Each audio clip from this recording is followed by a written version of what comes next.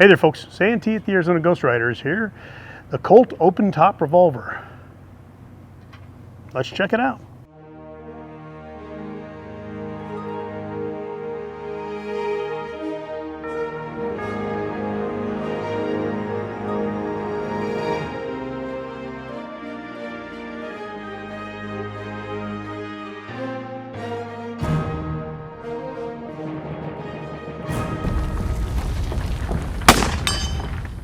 Didn't look like you missed. 350. I'm gonna hold over his head. Man-sized target.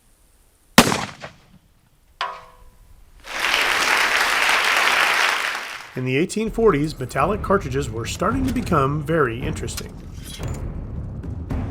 Paper cartridges, up until that point, were the quickest and easiest methods of keeping the combustible materials together with a projectile in a nice little loadable package. However, it still required a cap to ignite it, yet another step. And step by step by step I crept upon him. With the metallic cartridge, we have everything in one metal tube, which changes the game. Earlier in this century, we were converting flintlocks to percussion, so an amazing era for firearm improvement. With a large supply of percussion firearms, the military started converting rifles to accept these cartridges. Manufacturers of these firearms and also private gunsmiths were converting cap and ball to cartridge as well. By 1870, conversion firearms were all the rage. Colt was producing the Richards-Mason conversion, which turned out a little more than 2,000. Then, in 1872, the factory started production on a cartridge model named the Colt's new model holster pistol. Boy, that's not fun to say. This was based on the design of the 1851 Navy and its conversion modifications, but was actually a whole new gun. It had a new cylinder, the rear sight notch was on the barrel and no longer on the hammer. They also went by the 1871 open top and the 1872 open top. The name open top harkens to the fact that these pistols are, in fact, topless. I'm totally topless! The revolver was chambered in the 44 Henry rimfire cartridge with a 7.5-inch barrel. You could get them nickel-plated, color case hardened, or even engraved.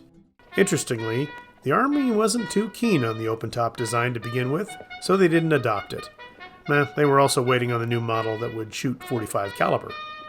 Now, modifications to these guns kept going. The 1871 model had a brass backstrap and trigger guard with the Navy grips, while the 1872 model was all steel and switched to the beefier Army grips. We see open tops in Western movies and television shows. Tom Selleck's character carries a nickeled one in Crossfire Trail.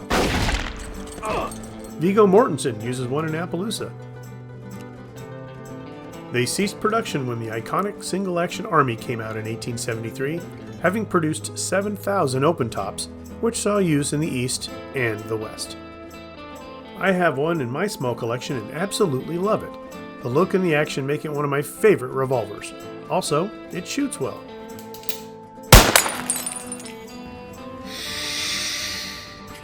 The replica I own is chambered in .45 Colt, which was not an option in the originals. However, .45 Colt is the universal caliber when doing gunfight shows and movies.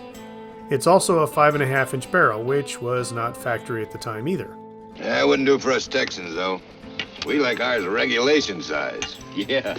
I did alter the wood grips by stripping the polyurethane coating and adding walnut stain and linseed oil. These revolvers are unique, and although they had a short production run, ended up in the hands of some Old Westians while settling the wild frontier. I said that's enough. Well, folks, that's it for another episode. Thanks for watching. As always, please like, share, and subscribe, and we'll see you on down the trail.